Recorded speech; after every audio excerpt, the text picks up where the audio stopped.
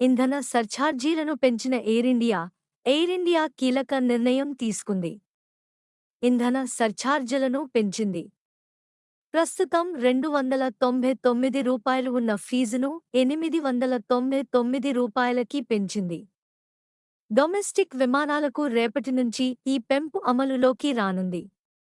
అంతర్జాతీయ విమానాలకు ఏప్రిల్ 10 నుంచి ఈ పెంపు వర్తించనుంది.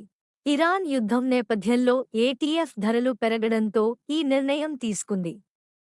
దీంతో ప్రయాణికులపై అదనపు భారం పడనుంది. ఇంధన సర్ఛార్జీలను పెంచిన ఎయిర్ ఇండియా కీలక నిర్ణయం తీసుకుంది. ఇంధన సర్ఛార్జీలను పెంచింది. ప్రస్తుతం రూ. 299 ఉన్న ఫీజును రూ. 899కి పెంచింది. డొమెస్టిక్ విమానాలకు రేపటి నుంచి ఈ పెంపు అమలులోకి రానుంది. అంతర్జాతీయ విమానాలకు ఏప్రిల్ 10 నుంచి ఈ పెంపు వర్తించనుంది. ఇరాన్ యుద్ధం నేపథ్యంలో ఏటీఎఫ్ ధరలు పెరగడంతో ఈ నిర్ణయం తీసుకుంది.